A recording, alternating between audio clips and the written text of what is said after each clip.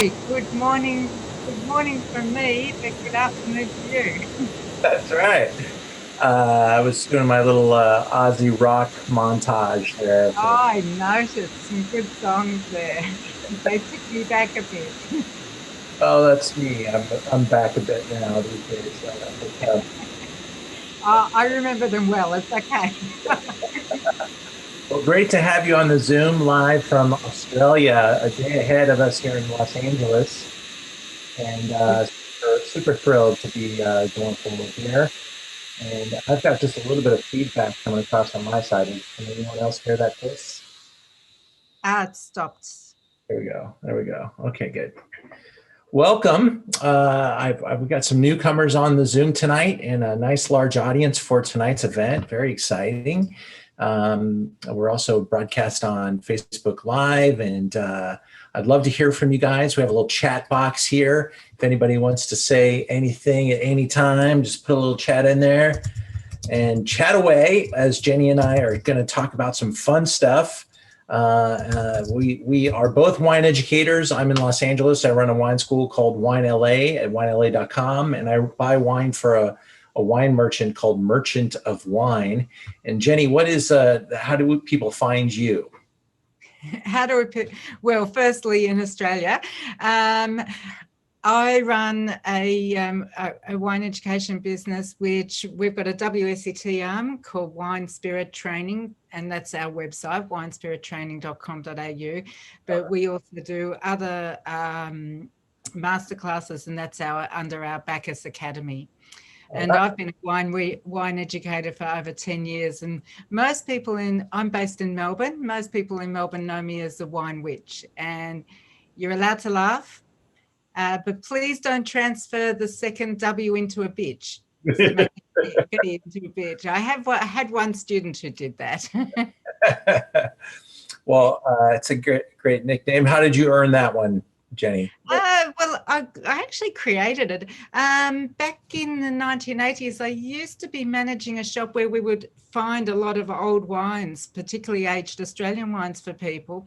So we were sourcing wines, and then I actually went over and studied the OIV Master of Science in Wine Business, which is a global course, but the course was in French. And in French, when a sorcerer is a witch, so it's actually a mixture of both spellings. So it's WHITCH. So witch wine, and witch as in, it sort of works with my hair. That's awesome. Well, very good. Well, I love the creativity. We're big into that. We are coming off of a big night last night. We had a Zoom with Wilson Daniels and one of the top restaurants in Los Angeles, Melise. And we had some amazing wines with a 5-course dinner that a lot of people had delivered. Sue Green, you're looking good. You survived the dinner last night. Hope you enjoyed. And Jenny Savage, how are you guys? Good to have you. Thank you for joining us. Where are you guys at? Where's home for you? Oh, LA, Culver City, yeah. Good. All right, I like it. And Miss Mackie, how are you doing tonight? Good. I can't hear you, but I'll assume you're in the same spot. Where's home? My home is Tonga, California. North of La Cañada. You're down the street from Ryan. How you doing? Ryan, I was on the tompetty.com website watching the concert, the amazing tribute to his birthday the other day. Yeah, that was really pretty good. I really enjoyed it. Were you involved in that at all? Yeah, I was behind the scenes in some ways. The Chris Hillman, the Chris Stills and Stephen Stills track, I ended up mixing. Did a few things for that.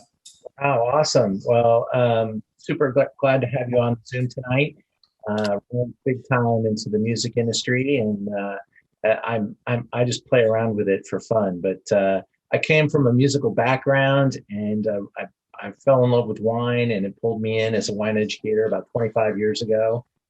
And we've been trying to figure it out ever since. But it's a wild world we live in, and now we're doing events on Zoom.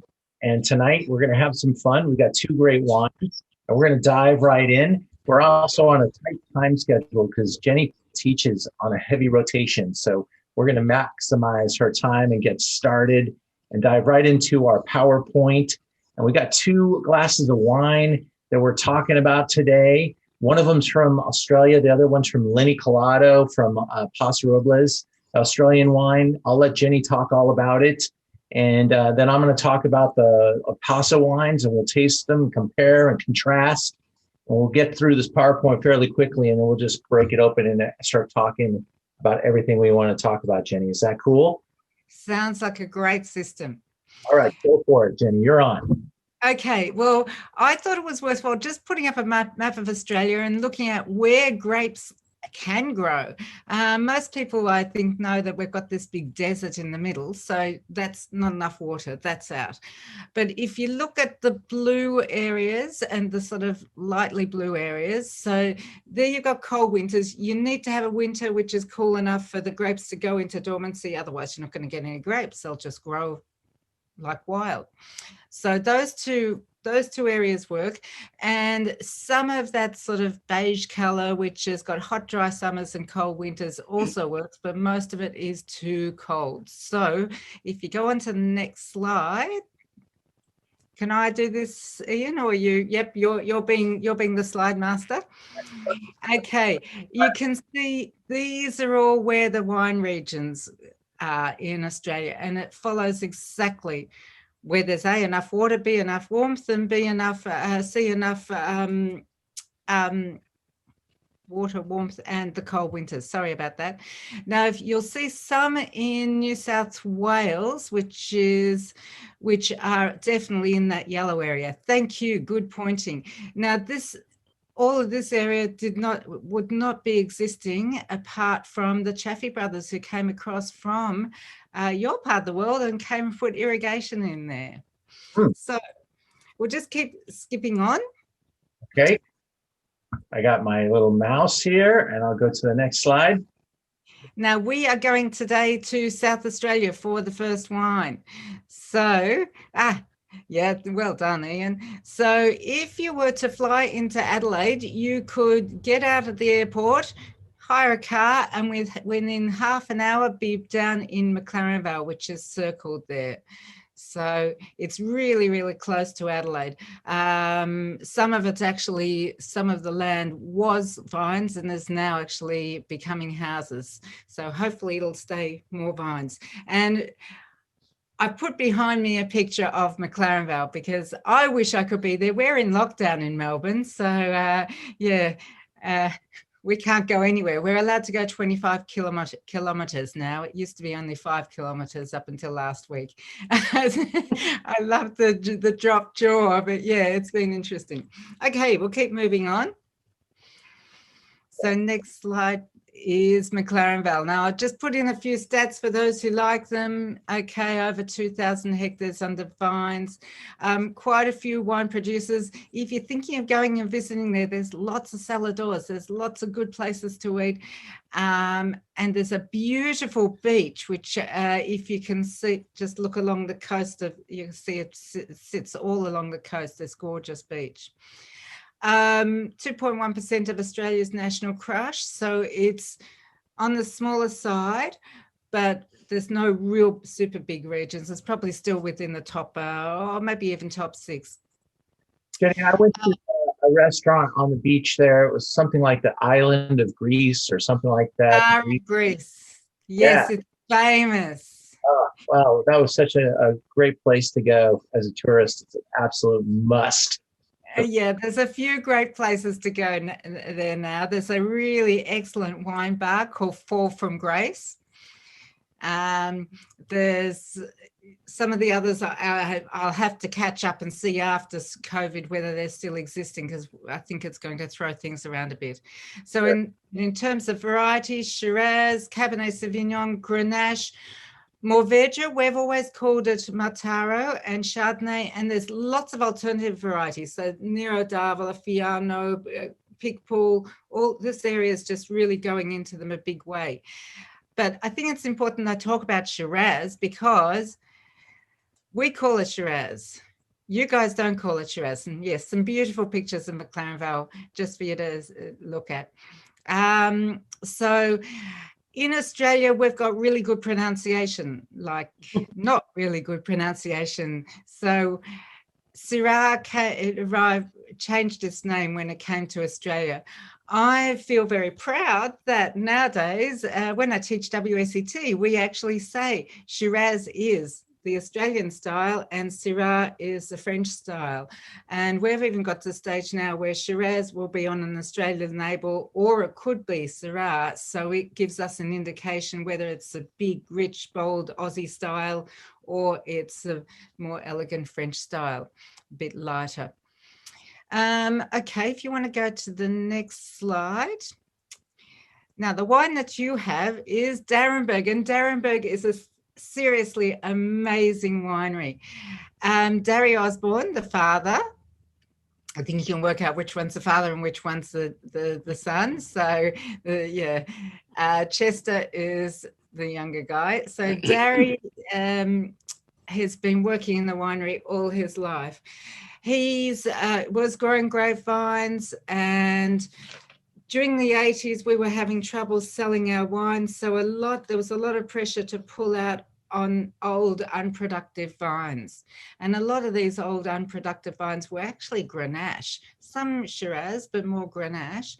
And they were small bush vines. So when I say bush vines, just imagine a rose bush, and they look like that. And it's the same as how they grow them in Châteauneuf-du-Pape. So he actually didn't pull them out, and then Chester came back from studying winemaking and saw them and thought, well, let's use them. And back in the days gone by, Grenache, Australian winemakers said, oh, we can't put Grenache on the wine label. No one will be able to understand it. No one will be able to pronounce it. So that's why it became Darry's Original, and it's a 50-50 blend of Grenache and Shiraz. This is in the winery, and you can see all the open fermenters. They do lots of single batches and then blend afterwards. And when you get down to McLaren Vale, because it's a when travel here in this day and age is a bit interesting, but you must go see the cube, and this cube is what's behind Chester, and the tasting room is actually way up the top. And it's just incredible. Chester created this, and his brain is just amazing. You walk into one room and you can smell all the different smells of wine, all the different aromas. He's got another room which shows all the history, not just Darry's office, but Darry's father's office. He's got furniture. When you go up the lift and you come out into the tasting room, you're actually coming out of a mouth. So there's quite a few things online about it, and it's completely left of center, completely amazing. One of his staff said that, yeah, the way his brain works is just so incredible. Yeah, he's quite colorful outside of that too. I mean, just the way he dresses, and I've seen him appear at tastings with these like reptile rings. Have you seen these things? He wears these long silver rings that make him look like he's got like a dinosaur or like a big reptilian type of a character. I mean, he's really. I haven't seen those, but you can see he's famous for his bright colors.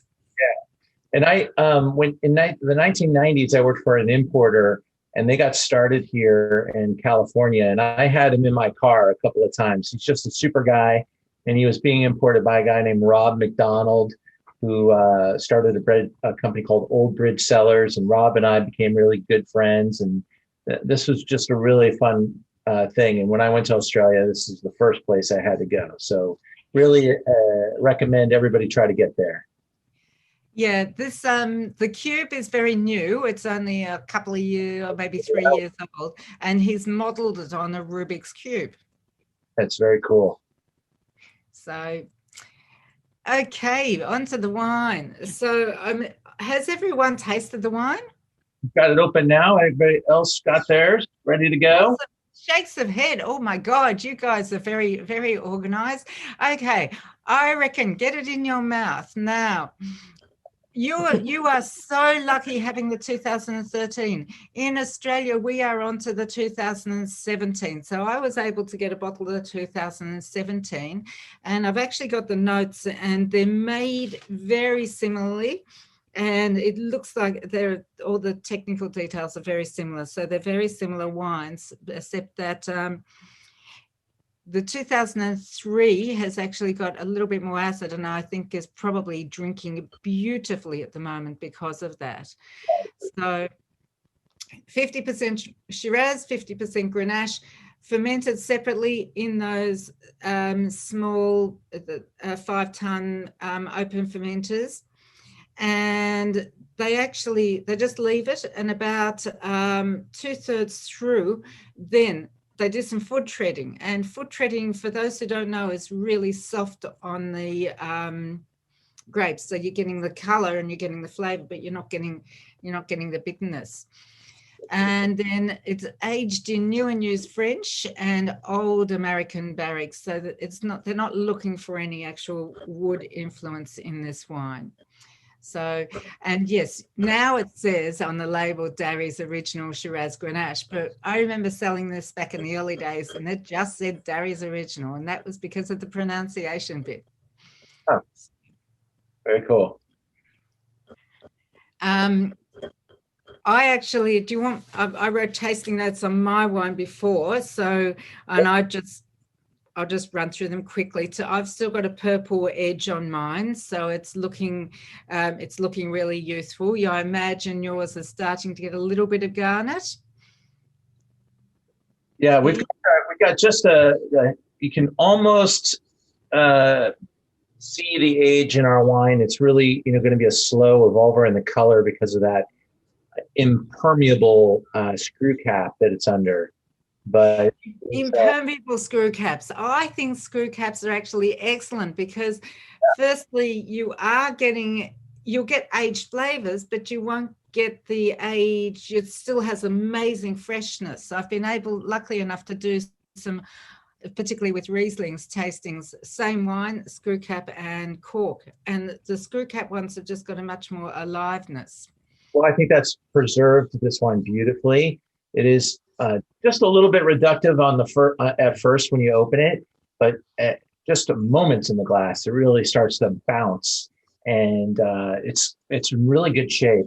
13 is optimal, and really been a fun wine to have, and we had a really good response to this event. Most people have the wine in front of them. I'd love to hear what people have to say about the wine that they're tasting. Anyone want to say something, put in there? Again, I'm going to unmute everybody so you can all talk at the same time if you want. Let's see how I can do that. I'm going to unshare so I can do that for a moment. And there we go. I can unmute everybody. Anyone want to say anything about the wine? The Darry's Original? You guys look like you're ready to go. What do you think of the wine, Jenny? Good. I think it's good. I think it's I didn't expect it to be, I guess, as bright as I guess, right, the thought of the screw cap. How long in general should we open it before? Because my understanding is 20 to 30 minutes, but not all wines are the same. So what do you think about something like this to get a good read in it? Well, from an Australian wine point of view, I would say open it, try it, and then make a decision. Okay. It's different. And I know that's terrible coughing out, isn't it? No. Interestingly, that even Darrenberg recommend opening up this wine in particular a little bit before, just to let it open up. And the 2017 I found opened up fairly quickly. Within 15 minutes, I was getting amazing ripe cherries and maraschino cherries and lots of it's really big and soft and luscious, but still a little bit of tannin there, plums. It's both cooked and fresh. And a little bit of, I don't see black pepper, but I see it as more of a Szechuan pepper, the Chinese pepper characters. So I suspect that the fruit in yours will be a little bit more subdued and you might be getting a bit more earthy characters coming through. Am I guessing correctly? Yeah. The advancement has allowed the fruit to pick kind of an alignment with the spice now. It's definitely got a bright, fresh, almost like maybe a slightly jammy or baked red fruits. And then some really nice spice profile. And you kind of get lost in between the Grenache and the Syrah, a little bit of that smokiness that Syrah has underneath, and some really nice minerality. This wine also says McLaren Vale. McLaren Vale wines always have a softness and opulence, a voluptuousness about them. They're really great drinking wines. That's something which McLaren Vale does very, very, very well. I want to remind people too that this is a wine that sells for less than $20 here in America, and it's just a real crowd pleaser, and does have great ageability. And you know, the U.S. dollar has had its ups and downs versus the Aussie currency. There was some times many years ago that the U.S. dollar was worth $2,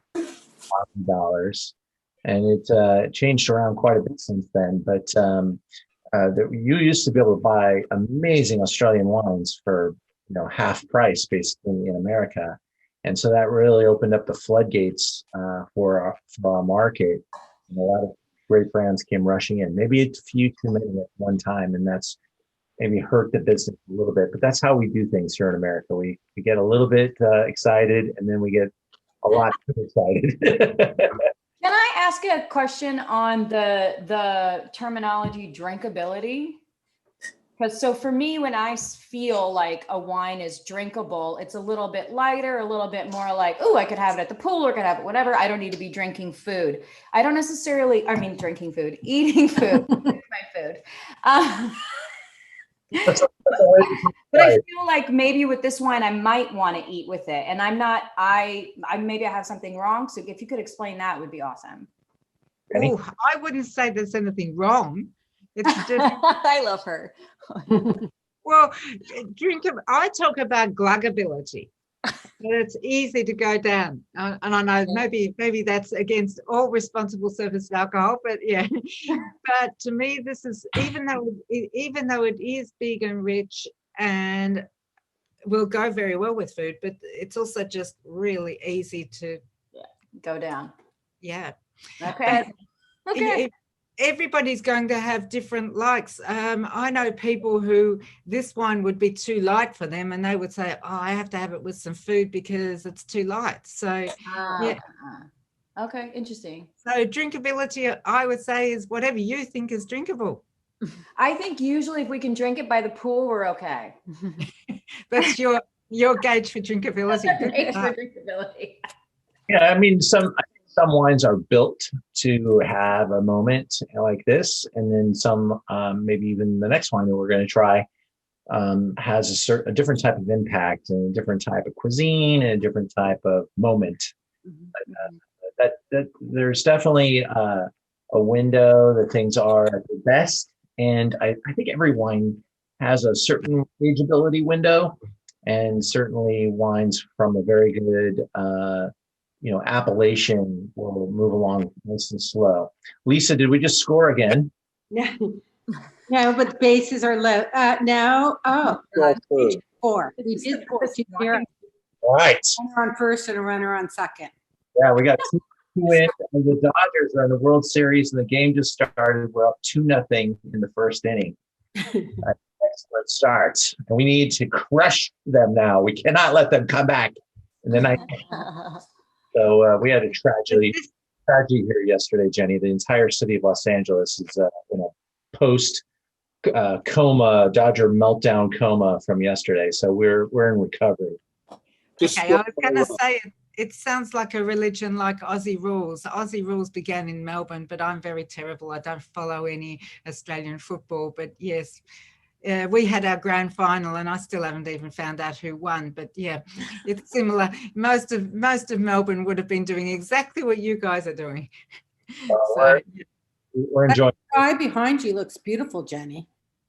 This is McLaren Vale. It is absolutely gorgeous. I wish I was actually there, but Yeah, I yeah. can tell it's a screen. I can tell it's a backdrop, but yeah, it's still beautiful. Yeah. Last time I was there, Jenny, it was 118 degrees, and the kangaroo wouldn't even come out. That's how hot it was. And it was just melting down there at that moment. We went to Kangaroo Island, and all the kangaroo hid. Oh, How warm it was. So. generally, they do tend to come out during dusk anyway. If you're ever driving in Australia, try not to drive just as the sun's going down, because yes, that's when they come out. And if you hit a kangaroo, you will come off second best. The OIV course now comes to Australia, and one time we were driving in West Australia, Margaret River actually, and one guy just lost. He was driving and he didn't. We were so lucky. It just clipped the edge, and there was like this miniature little mark. But we were really lucky because they are very, very solid creatures. Yeah, big. And, and if you get in Australia, we have problems with sort of eating kangaroo, but it's a really, really, really good meat.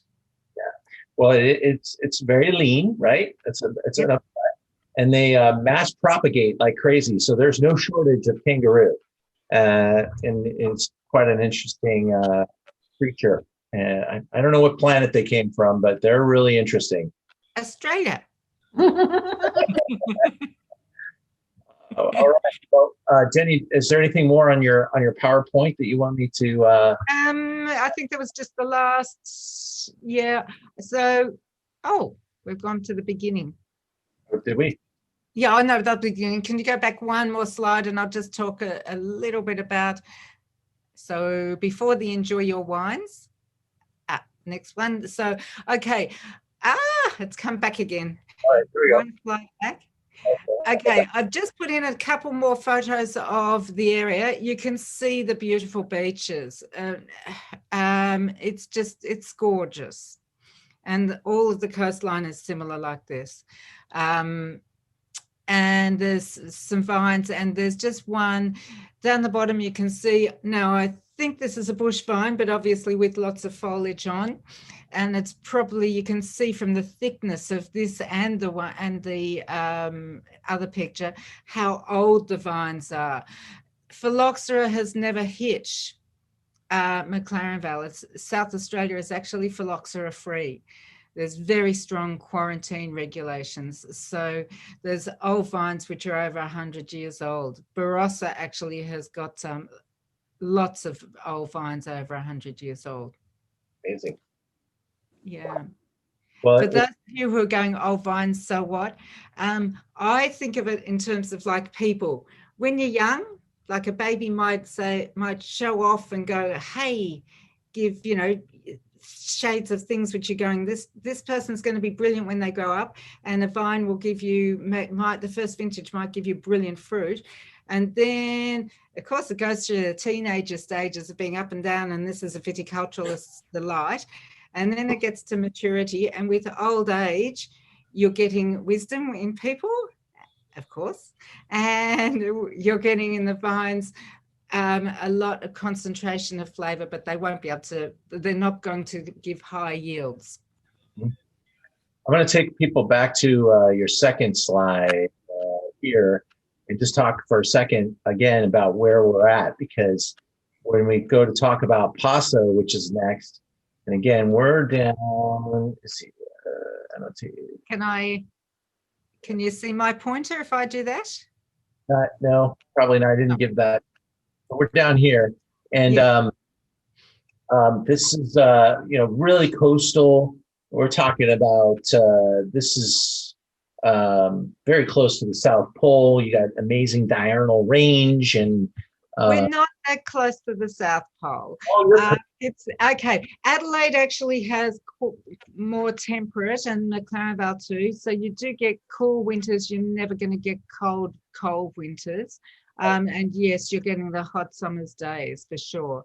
If you see, I'm in Melbourne, which is a bit further south and east. And so Adelaide get or McLaren Vale Adelaide, because it's only half an hour difference, very similar. What they have in weather one day, we get the next day, and we are just a little bit colder. So I've seen snow in Melbourne once in my life. I've lived in Adelaide a couple of times. It's never ever snowed there. When I say snow, it hit the ground and melted. So if that gives you a sense without facts and figures. So yeah, the South Pole, you get lots of influences on the South. Polar bears. We don't have polar bears. They're down more southerly. Tassie does get cold, and it gets a lot of the winds from the south, but and all around the coast, from Melbourne right around Warrnambool through to Adelaide. If you ever get the chance, do drive that. It's called the Great Ocean Road, and it's absolutely beautiful. Yeah, there's a lot of sea influence coming through, but McLaren Vale is just sort of a little bit protected also, because you can see the bays there. So the yeah, it's, I wouldn't at all call it a cool climate. Oh, no, at all. But you definitely benefit from the coastal elements. Absolutely. Everything down to Perth to Adelaide to even over here. You know, you getting that, like you said, that oceanic influence. And as we look at California, we've got kind of a similar thing. Yep. And I'll go there if you don't mind, Jenny. I'm going to get over. So I like the idea of going to California. Yeah, I would welcome you. We have, where are my drawings?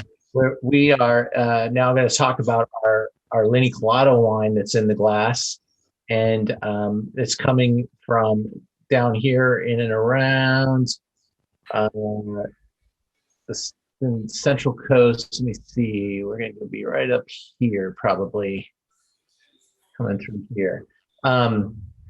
It's down here, Santa Barbara. This is your that where the mountains run east to west. And once we come up the highway, we can get off in Templeton, but we head into Paso, and that's basically what we've got going on there.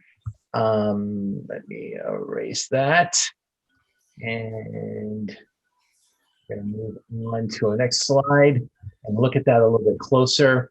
There are a number of different appellations here, 11 or 13 total appellations in Paso Robles. And what we're focusing on today here is, this part right here, the Willow Creek appellation, which benefits from that oceanic breeze right in through the Templeton Gap. And this cool ocean comes soaring through. And yes, so, Sarah. we got both Syrah and Grenache in the wine that we're going to taste today from the Willow Creek appellation. Now, 11 sub-appellations, there it is. And the wine and Willow Creek is one of the 11 subs. And I think the last appellation that they gave us was around 2014. But Paso Robles has been a big provider of wines for a long time in the state of California. A lot of people don't realize how long they've been involved in making wine. We became a state in California in 1850, and there were wines already planted there, grapevines already planted there. It is considered a region 2, annual rainfall about 30 inches. And so that creates about Templeton Gap area creates a diurnal change of about 20 degrees. The high elevations, the mountainsides help kind of funnel in the winds, and the soils, mostly bedrock. We always talk about the huge amount of limestone that we find in Paso Robles, which makes it a fantastic place for wine grapes. The one challenge that they have here is water resources. And when the water levels get pretty stressed out, so does this wine growing region. It's very dependent on being having water resource. It is not about dry farming in Paso Robles. So a couple of the notable dates, which I was referring to here, we receive our statehood in 1850. There's vineyards start to be established, name brand spots like York Mountain Wines. And in the 1920s, a famous Polish concert pianist, Ingus Petersky, is a pretty important vineyard. And I think Turley's make a wine from this vineyard now, maybe others as well. But they planted Petit Syrah and Zinfandel in Paso Robles a long time ago, and that's pretty cool. And the Ducey family from 1924. There's so many great stories about Dante Ducey out on his tractor until he was like about 90 years old, just farming the land. The brand that we're talking about today is Linne Calodo, and that's a mother soil type. That's the name of the soils in the area there. And Matt Travison is the owner of this brand. Matt used to work with the guys like at Saxum and others, and he learned his trade as a young guy. We kind of entered the wine business about the same time. So I always look at him and look at me, and we kind of date time with the wrinkles on our face. When I go to his winery, though, he has built a super cool winemaking shay, and it's just kind of, all in line with everything he does, just super optimal for the type of wines he makes, also the type of philosophy that he carries, small productions, super high quality, deep concentration, allowing him to really optimize what you get in Paso Robles, which are really intense, focused, rich, impactful styles of wines. And so he carries a pretty casual mindset when he makes, especially wines like this, where he really wants you just to drink it and enjoy it, and don't make the moment about the wine. The wine should just help make the moment. And this one, he really wants it to be a more casual experience, especially with a slacker line. This stony character that we get in Paso Robles combined with the great weather patterns, and this really helps create the notion of impactful character in the wines, the soils, the rock, the stone, the minerality behind the huge amounts of sunshine that penetrate. And they have these really amazing, hands-on techniques. He's fully organic in his vineyards and pushing it into not quite biodynamics. I don't think Matt will go to biodynamic level, but he's definitely into the sustainability thing. There's a pretty big difference there, kind of a spirituality and biodynamics. But sustainability is really about creating a system that feeds the land, keeps things growing and prospering. And they say the best medicine for a vineyard is the soul of the winemaker, like the sole of the foot of the shoe. That really keeps things in good balance, and you can see that they're trying to prevent erosion, but also feed the soils. Here's a nice look at the Templeton Gap, kind of the influence from the ocean blowing in. You got San Francisco to the north, LA to the south, and this amazing wind that comes in and helps create this character. There's a bunch of these guys up there that were kind of surfer / skateboarder types, and they settled right in this spot so they could get down to the ocean, surf the waves in the morning, and make wine in the afternoons.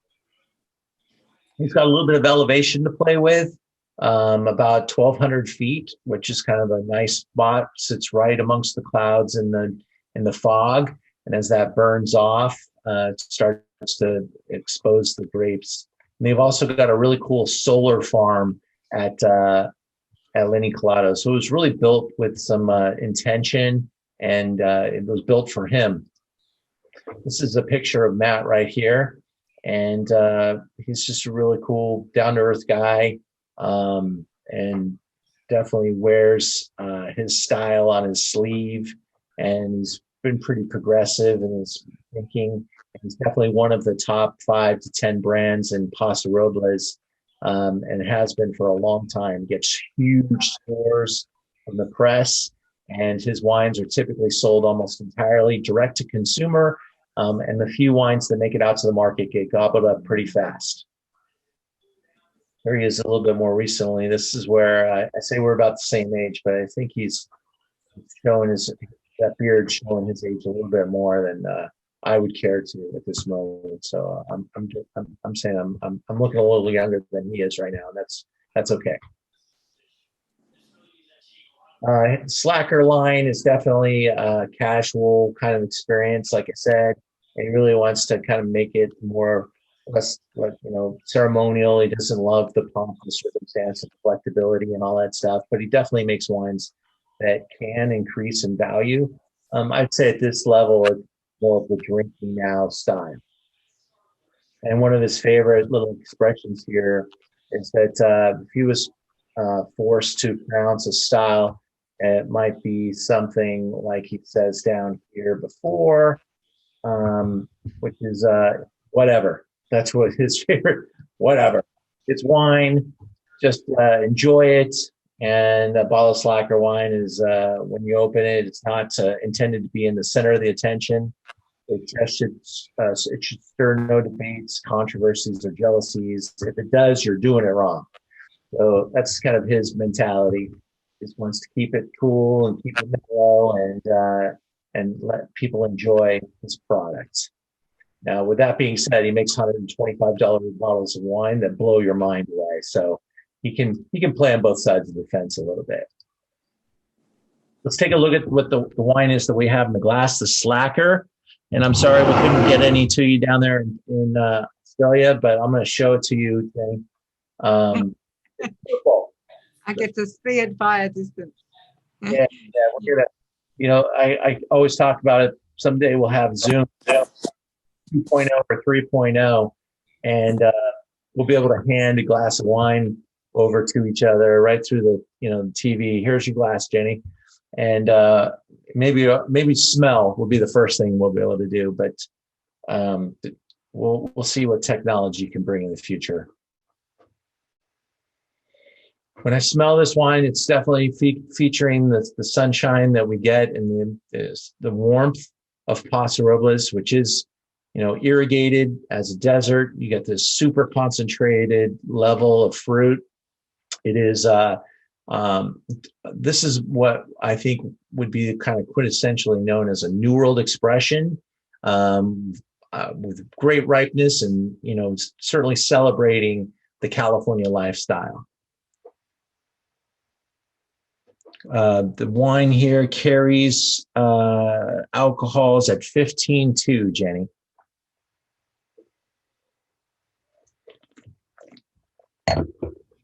Yeah, 15.2 is fairly high. The Darrenberg 14.5, and we tend to think of that in the higher level.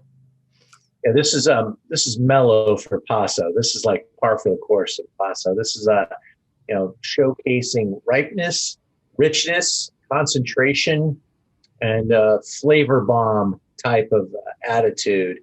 And Paso wines have softness in the tannins because of that.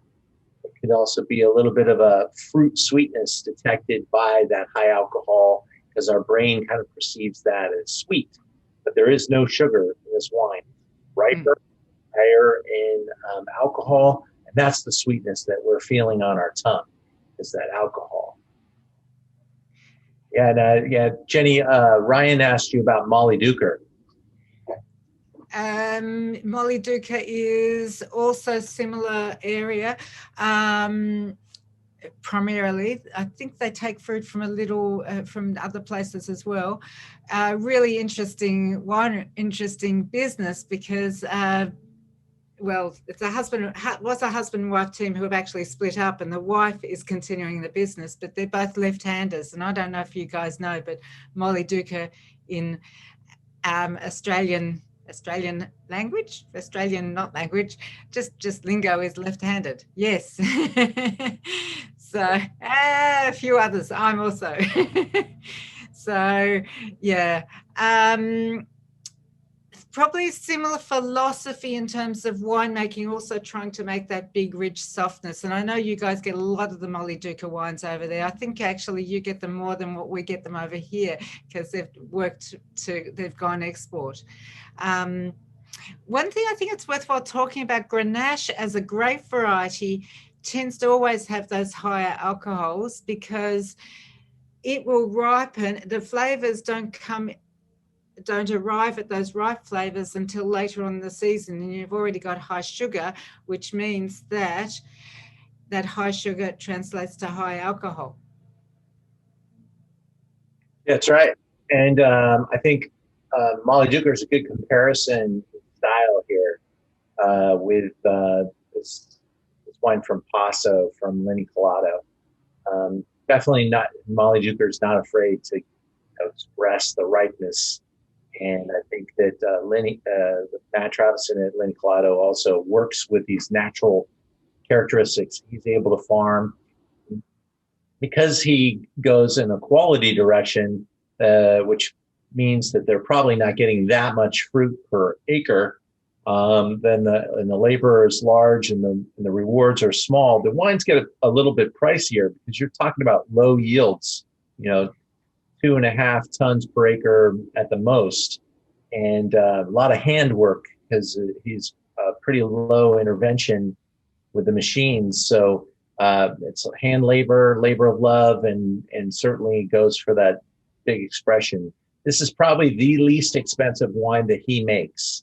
I don't think he makes, even his rosé is about this expensive. So his wines can really carry big price tags, big scores, and big rewards for those that collect them. I have a $100 wine on my list as well on the website, Merchant of Wine.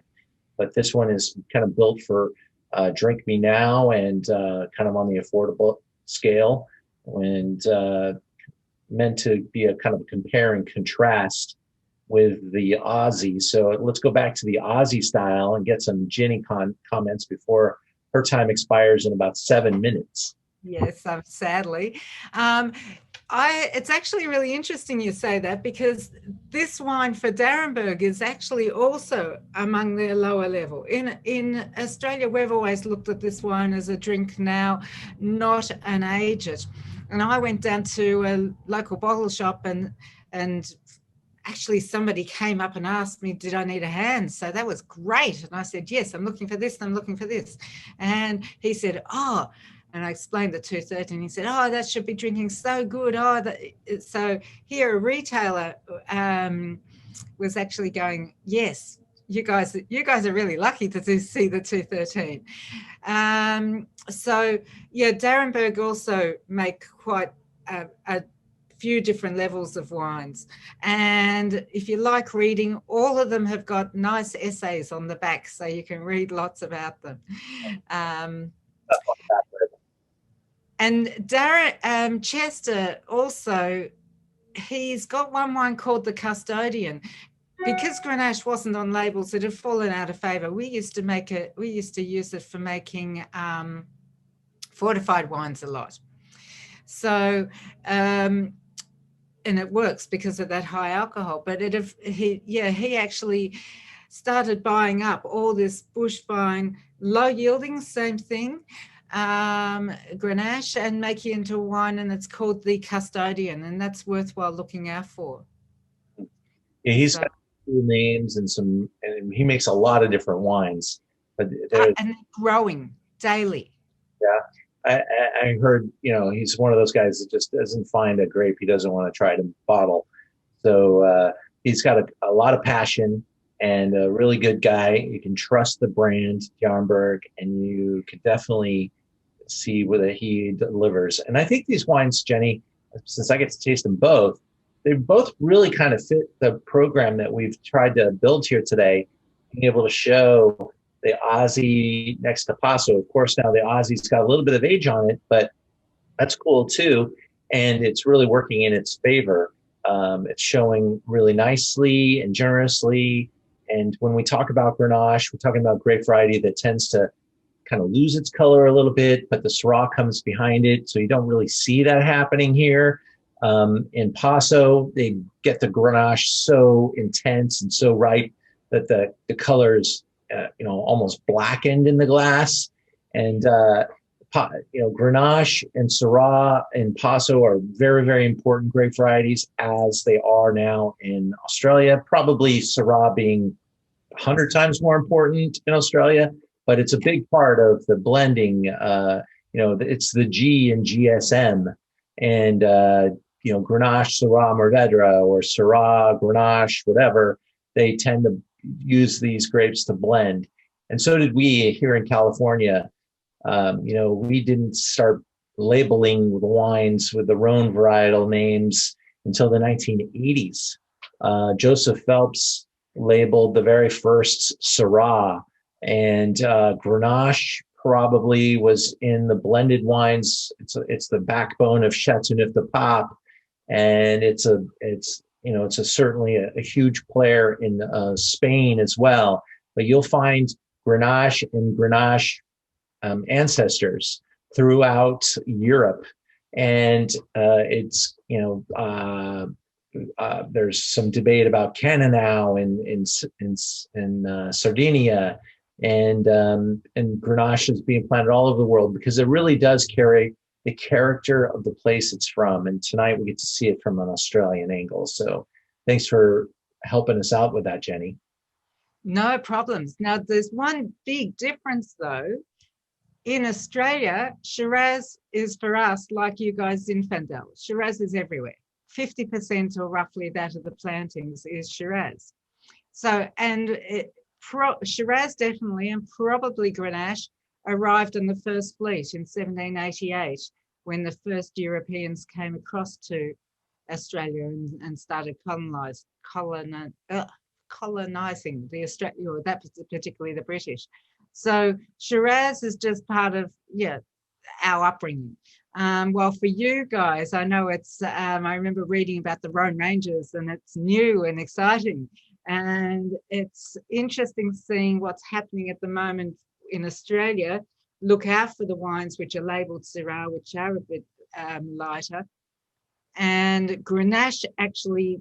This wine to me is very much the older style Grenache, but we've got a big movement of young winemakers who can't afford to go to some of the traditional areas and heading to places like McLaren Vale and finding old bush vines and not picking the work grapes earlier, using newer winemaking techniques like you're seeing from Slacker, and making some wines which are a bit lighter and a bit more elegant and a different level of intensity. So it's exciting. This is a watch this space. You guys have had a little intro, so hope it's a good enough intro to take you into it further. We'll have to pursue doing the further part in the future, Jenny. So we thank you for making time today. And I'm going to stick around while you go off and teach your WSET course, and we'll answer some questions from the folks here and talk about some of the terminology and things that you guys might have questions about.